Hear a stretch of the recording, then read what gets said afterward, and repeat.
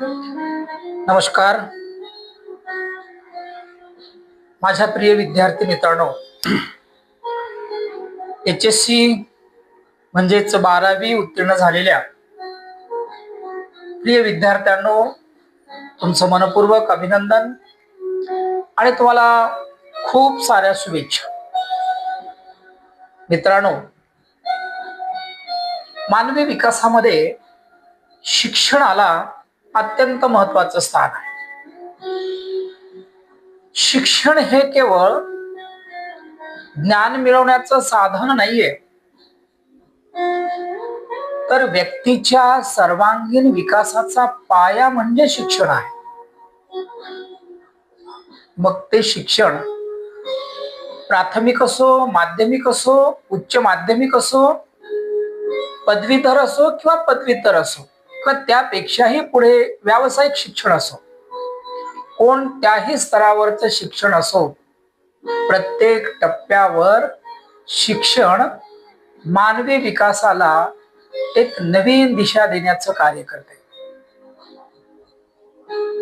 शिक्षणामुळं व्यक्तीची विचारशक्ती, निर्णय क्षमता आणि मानवाच्या आर्थिक जीवनामधल्या समस्या सोडवण्यासाठी माणसाला शिक्षण विकसित करते.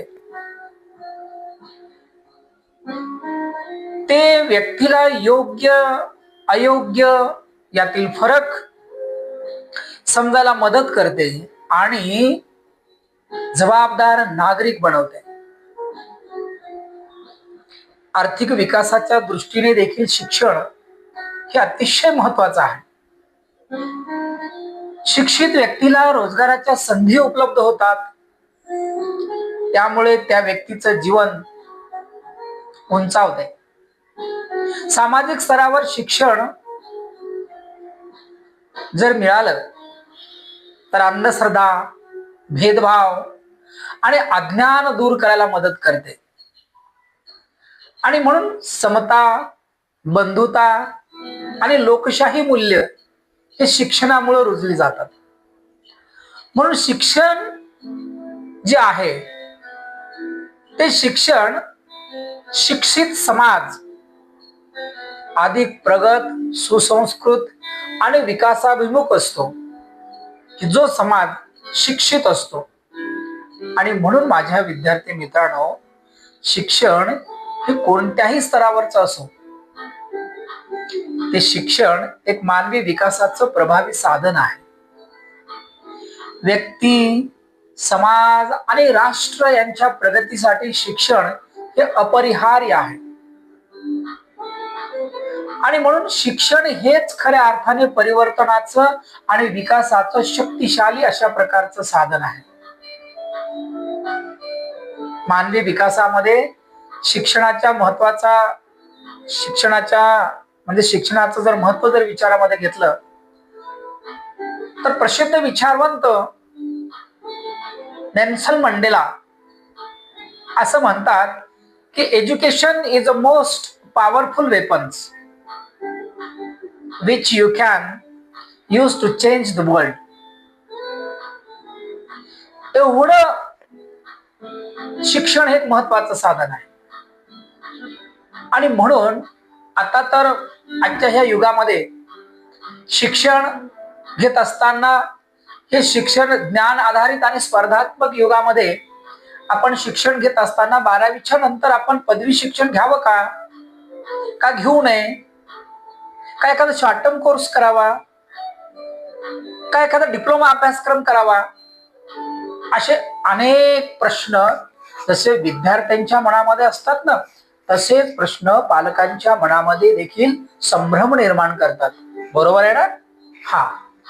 पण आपल्यालाच एक चांगला रोजगार पाहिजे, एक आपल्याला चांगलं जीवन जगता आलं पाहिजे, यासाठी आपल्याला कौशल्य शिक्षण देखील मिळालं पाहिजे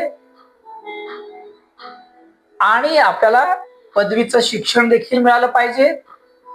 आणि या सगळ्या घटकातून आपल्याला आपलं करिअर, आपला व्यक्तिमत्वाचा विकास हा झाला पाहिजे असं प्रत्येकांना वाटतं. बरोबर का नाही? आणि म्हणून शॉर्ट टर्म कोर्स किंवा डिप्लोमा अभ्यासक्रम हे जरी रोजगार विमुख कौशल्य निर्माण करून देण्यासाठी उपयुक्त असले तरी पदवी शिक्षणाची जागा हे डिप्लोमा कोर्सेस किंवा शॉर्ट टर्म कोर्स घेऊ शकत नाही. हे मात्र तितकंच महत्वाचं आहे आणि तितकंच खरं आहे. कारण पदवी शिक्षण आपल्याला सखोल ज्ञान प्राप्त करून देतं. पदवी शिक्षणामुळं आपला बौद्धिक विकास होतो. पदवी शिक्षणामुळं आपल्याला देश विदेशामध्ये उच्च शिक्षणाच्या अनेक संधी उपलब्ध होतात. आणि हा सर्वात महत्वाचा आहे की दीर्घकालीन करिअर करण्याचा मजबूत पाया जो आहे तो मजबूत पाया या पदवी शिक्षणामुळं आपल्याला प्राप्त करता येतो. म्हणून पदवी शिक्षणाचं महत्व हे अनन्यसाधारण आहे. का तर आहे तर पदवी शिक्षणामुळं आपल्या सर्वांगीण ज्ञानाची प्राप्ती आपल्याला होते. पदवी शिक्षणामुळं बौद्धिक विकास होतो. पदवी शिक्षणामुळं रोजगाराच्या संधी उपलब्ध होतात. आणि पदवी शिक्षणामुळं उच्च शिक्षणाचा पाया, व्यक्तिमत्वाचा विकास, त्याचबरोबर समाजामध्ये सामाजिक प्रतिष्ठा देखील या पदवी आणि पदव्युत्तर शिक्षणामुळे आपल्याला प्राप्त करता येते. म्हणून आपण प्रथमतः पदवी शिक्षणाचा आपण विचार केला पाहिजे. आणि म्हणून नवीन शैक्षणिक धोरणामध्ये ह्या सगळ्या गोष्टी या पदवी शिक्षणामध्ये कसं साध्य करता येतील विद्यार्थ्याला याचा संयोग, याचा मिलाप करण्याचा प्रयत्न या नवीन शैक्षणिक धोरणामध्ये करण्यात आलेला आहे. कारण की नवीन शैक्षणिक धोरणामध्ये कौशल्य आधारित शिक्षण हे पदवीसह आपल्याला घेता येऊ शकतं. म्हणून नवीन शैक्षणिक धोरणामध्ये मल्टिपल एंट्री अँड एक्झिट नावाची कन्सेप्ट ही पदवी घेणाऱ्या विद्यार्थ्यांसाठी सरकारने युजीसीने आणलेली आहे. की विद्यार्थ्यांना त्याच्या शिक्षणामध्ये लवचिकता त्यांना देण्यात आलेली आहे. जसं की जर समजा आपण बीएच्या संदर्भामध्ये आपण विचार करूया. समजा तुम्हाला बीए ला ऍडमिशन घ्यायचं आहे किंवा बीए ला प्रवेश घ्यायचा आहे, मग तो कोणत्या विषयातला असो. प्रवेश घेत असताना विद्यार्थ्यांमध्ये ती लवचिकता आणलेली आहे त्या शिक्षणामध्ये की तुम्ही 1 वर्ष पूर्ण केलं तर तुम्हाला प्रमाणपत्र प्राप्त होतं. पण ते 1 वर्ष तुम्हाला यशस्वीरित्या पूर्ण करावं लागेल. ते 1 वर्षाचं शिक्षण पूर्ण केल्याच्या नंतर लगेच तुम्हाला दुसरं वर्ष ज्या वेळेला तुम्ही पूर्ण कराल त्यावेळेला तुम्हाला डिप्लोमा सर्टिफिकेट तुम्हाला प्राप्त करता येते. आणि 3 वर्ष जर तुम्ही पूर्ण केली यशस्वीरित्या तर तुम्हाला डिग्री प्राप्त होते. आणि 4 वर्ष जर तुम्ही पूर्ण केले तर तुम्हाला संशोधनासह ऑनर विथ रिसर्च ही पदवी तुम्हाला प्राप्त करता येते. म्हणजे जर तुम्ही बीए 4 वर्षाचं केलं तर यामध्ये तुम्हाला कौशल्य आधारित शिक्षण पण प्राप्त होऊ शकतं. संशोधन देखील तुमचं यामध्ये होऊ शकतं. म्हणून पदवी शिक्षणाला आधी प्राधान्य दिलं पाहिजे. कारण की ते प्राधान्यक्रम आहे उच्च शिक्षणातला. तर मग आता प्रश्न असा पडतो की जर आम्हाला पदवी करायची किंवा तुम्हाला पदवी करायची आहे, पदवी पूर्ण करायची आहे, तुम्हाला डिग्री घ्यायची आहे, तर कोणत्या विषयामध्ये डिग्री घेतली पाहिजे, मग त्यासाठी कोणता विषय निवडला पाहिजे. तर विद्यार्थी मित्रांनो, आपण बीएच्या बाबतीमध्ये आपण विचार करतोय बीए मध्ये सध्या कोणत्या विषयाची निवड केली पाहिजे हे भविष्याच्या दृष्टीने अत्यंत महत्वाचं आणि दूरदृष्टीचं पाऊल हे ठरू शकतं. म्हणून आपण आपल्या भविष्याचा विचार करून आपण विषयाची निवड केली पाहिजे. परिस्थितीला काय गरजेचं आहे, तुमच्याकडनं काय डिमांड आहे ह्याचा विचार केला पाहिजे. म्हणजे प्रत्येक आता तसं तर बीए मध्ये अनेक प्रकारचे विषय आहेत. अनेक विषयामधून एक विषय तुम्ही घेऊन बीए पदवी तुम्ही प्राप्त करू शकता. कारण विद्यार्थी मित्रांनो, प्रत्येक विषयाचं एक वेगळं महत्व आहे. प्रत्येक विषयाची एक वेगळी व्याप्ती आहे आणि प्रत्येक विषयाचं एक वेगळं उद्दिष्ट आहे. पण फरक एवढाच आहे बरं का विद्यार्थी मित्रांनो, की प्रत्येक विषयाचं महत्व जरी वेगळं असलं, व्याप्ती जरी वेगळी असली, उद्दिष्ट जरी वेगळं असलं, कारण प्रत्येकाचं असतं, पण फरक एवढाच आहे की प्रत्येक विषयाचं विशिष्ट प्रकारचं ज्ञान आणि कौशल्य प्रत्येक विषय वेगळ्या प्रकारचं विकसित करत असतो. पण प्रत्येक विषयाचं महत्व हे वेगळं आहे. जसं की इतिहासामध्ये BA करायचं म्हटलं तर इतिहास विषयाच्या बाबतीमध्ये आपण बोलूया की इतिहास विषयामध्ये तुम्हाला कशाचा अभ्यास करता येतो? भूतकाळातल्या घटना आहेत, आपल्या देशाची प्राचीन संस्कृती आहे, राजकीय आणि सामाजिक परिवर्तन आहे, हे कशा पद्धतीने घडून आणलं याचा इतिहास आपल्याला समजायला मदत होतं. राज्यशास्त्रामध्ये BA करायची म्हटलं तर राज्यशास्त्रामध्ये देशाची शासन व्यवस्था, लोकशाही, संविधान आणि सार्वजनिक प्रशासन याचं ज्ञान आपल्याला प्राप्त होतं. समाजशास्त्रामध्ये BA करायचं म्हटलं तर समाजशास्त्रामध्ये आपल्या देशातील समाज रचना आहे, सामाजिक समस्या आहेत, सामाजिक बदल आहे आणि मानवी संसाधनाचा अभ्यास हा आपल्याला समाजशास्त्रामध्ये आपल्याला प्राप्त करता येतो. भूगोलामध्ये देखील आपल्याला पदवी प्राप्त करता येते. तर भूगोलामध्ये आपल्याला कशाचा अभ्यास करता येतो? पर्यावरण आहे, नैसर्गिक संसाधन आहेत, हवामान आहे आणि मानवी पर्यावरण जे आहे हे आपल्याला समजायला मदत होते. मानसशास्त्राचा विचार केला तर आपल्याला मानसशास्त्रामध्ये मानवी वर्तणुकीचा अभ्यास करता येतो, मानवाच्या व्यक्तिमत्वाचा अभ्यास करता येतो आणि त्याचबरोबर मानसिक प्रक्रियांचा देखील अभ्यास करता येतो. त्याचबरोबर इतरही विषय आहेत साहित्यामध्ये, मराठी आहे, इंग्रजी आहे, हिंदी आहे, याही विषयाचं एक वेगळं महत्व आहे. त्याही विषयाचा आपल्याला अभ्यास यामध्ये करता येतो. आणि मग आता माझ्या दृष्टीने महत्वाचा असणारा विषय तो म्हणजे अर्थशास्त्र आहे.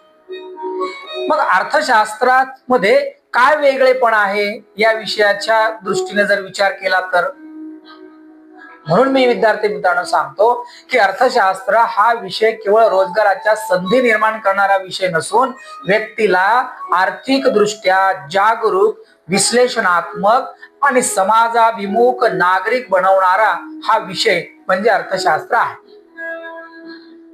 त्यामुळे अर्थशास्त्र हा विषय इतर विषयांपेक्षा श्रेष्ठ आहे असंही नाही, तर तो विशिष्ट आर्थिक प्रश्नांची उत्तर देण्यासाठी अधिक उपयुक्त आहे.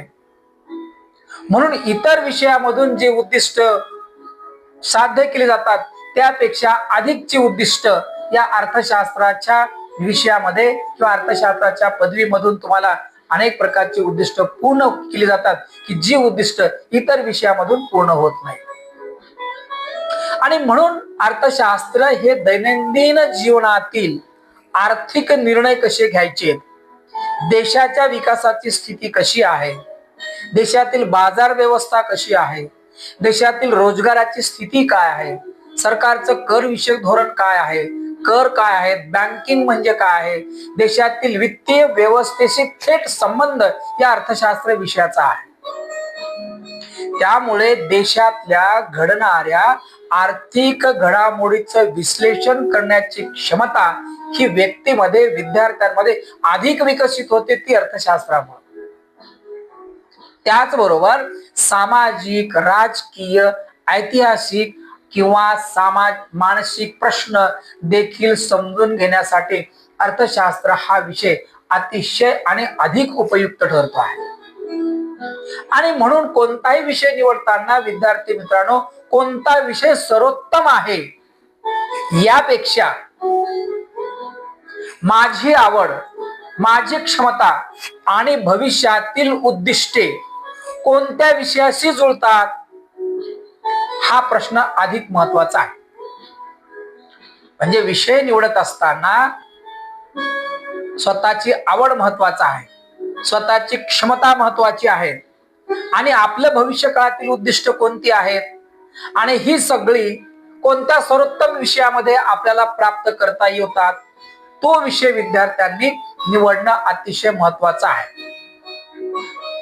मग अर्थशास्त्र जर आपण शिकलो तर त्यामुळं काय होईल बरे, तर त्यामुळे आपल्याला आपलं जीवन खरोखरच अतिशय चांगल्या प्रकारे अर्थपूर्ण जगता येतं. म्हणजेच आपल्याला या विषयामध्ये चांगलं करिअर करता येतं का, याचं उत्तर आहे हो. तुम्हाला अर्थशास्त्रामुळे तुम्हाला तुमचे जीवनातील आर्थिक प्रश्न सोडवण्यास मदत करण्याचं काम अर्थशास्त्र करतं. शिवाय अर्थशास्त्रामध्ये देखील तुम्हाला भविष्य काळामध्ये चांगल्या प्रकारच्या संधी उपलब्ध होता म्हणजे करता येऊ शकतात. पण ते सगळं कशावर डिपेंड आहे? तुमची आवड, तुमची क्षमता आणि तुमचं भविष्य काळातील उद्दिष्ट जर तुम्ही निर्धारित केलं आणि संबंधित विषयाला जर योग्य अभ्यास केला, त्याला न्याय दिला, तर खरोखरच तुम्हाला तुमचं आर्थिक जीवन अर्थपूर्ण जगता येऊ शकतं आणि तुम्हाला त्याच्यामध्ये करिअरही चांगलं करता येऊ शकतं. म्हणून अर्थशास्त्र विषयामध्ये पदवी घेतल्याने काय होतं, काय फायदा होतो अर्थशास्त्र विषयामध्ये पदवी घेतल्यामुळं? तर अर्थशास्त्र विषयामध्ये पदवी घेतल्यामुळं आपल्याला अर्थव्यवस्थेचं सखोल ज्ञान प्राप्त होतं. आपल्या देशाची अर्थव्यवस्था कोणती आहे याचा अभ्यास आपल्याला होतो. त्याचबरोबर स्पर्धा परीक्षेसाठी देखील अर्थशास्त्र अतिशय महत्वाचा असा प्रकारचा विषय आहे. मग एमपीएससी असेल, युपीएससी असेल किंवा तत्सम अशा प्रकारच्या परीक्षा असतील, यामध्ये अर्थशास्त्र विषयाच्या विद्यार्थ्यांना अधिक संधी आहेत किंवा विविध परीक्षांमध्ये अर्थशास्त्र विषयाचा अभ्यासक्रम हा मोठ्या प्रमाणावर आहे. शिवाय अर्थशास्त्रामध्ये अनेक प्रकारच्या रोजगाराच्या संधी अर्थशास्त्र विषयामधून अनेक क्षेत्रामध्ये आपल्याला प्राप्त करता येतात. एक चांगल्या प्रकारची निर्णय क्षमता आपल्यामध्ये विकसित होते. शिवाय वर्तमान घडामोडी ज्या घडतात त्याचाही आपल्याला अभ्यास करून आपल्याला व्यावहारिक निर्णय आपल्याला घेता येऊ शकतात. आणि विद्यार्थी मित्रांनो, सर्वात महत्वाचं आहे की आपल्याला आपल्या देशातील त्याबरोबर विदेशामध्ये देखील आपल्या अभ्यासाला जर चालना जर द्यायची असेल तर विदेशामध्ये देखील आपल्याला म्हणजे उच्च शिक्षणाच्या संधी उपलब्ध आहेत. आणि सगळ्यात महत्वाचं आहे की आपल्याला समाज आणि देश समजायला अर्थशास्त्र विषय हा उपयोगाचा ठरतो. आणि म्हणून आपल्याला सांगता येतं की अर्थशास्त्र विषयामध्ये जर आपण पदवीधर घेतली तर आपल्याला रोजगाराच्या संधी अनेक आहेत.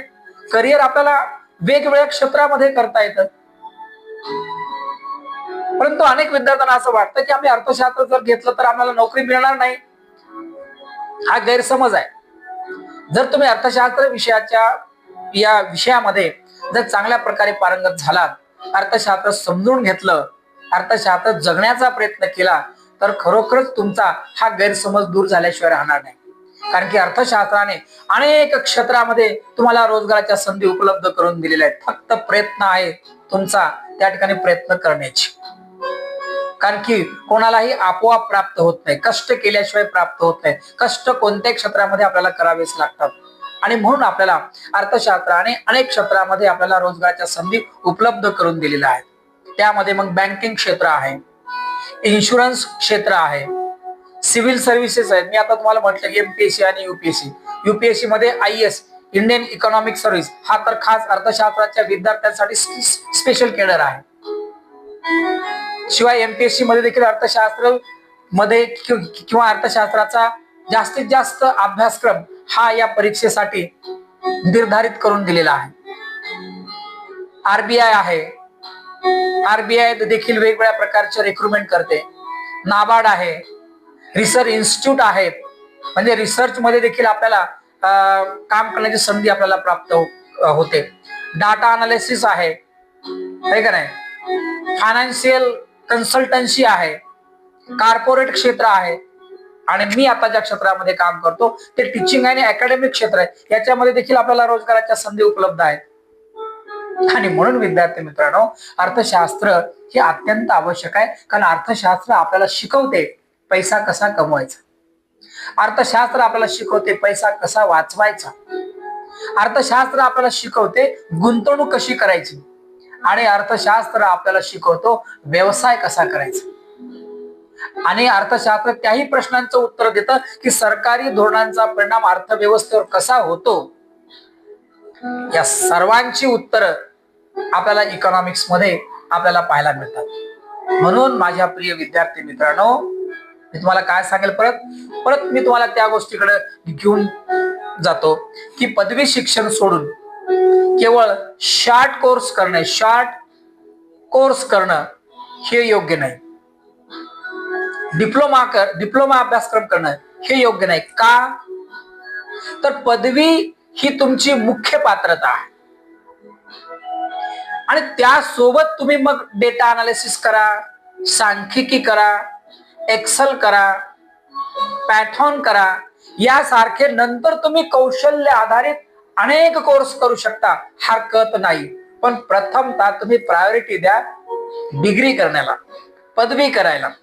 कारण की पहिल्यांदा पदवी प्राप्त करणं ही तुमची मुख्य पात्रता असली पाहिजे. यामुळे काय होईल माहितीये का, यामुळे तुमच्यासाठी अध्यापन क्षेत्र, संशोधन क्षेत्र, बँकिंग क्षेत्र, सरकारी सेवा आणि कॉर्पोरेट क्षेत्र अशा अनेक क्षेत्रामध्ये तुम्हाला एम्प्लॉयमेंटचे डोर्स ओपन राहतील. आणि म्हणून मी म्हणेल, economics is not only a subject, it is a way of understanding life.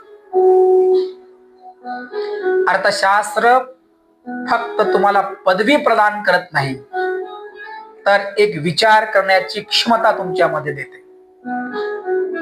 सांगायचं झालंच तर अर्थशास्त्र हा केवळ अभ्यासक्रम नाहीये, तर अर्थशास्त्र म्हणजे समाज, राष्ट्र आणि जग समजून घेण्याची सामाजिक आणि आर्थिक दृष्टी म्हणजे अर्थशास्त्र.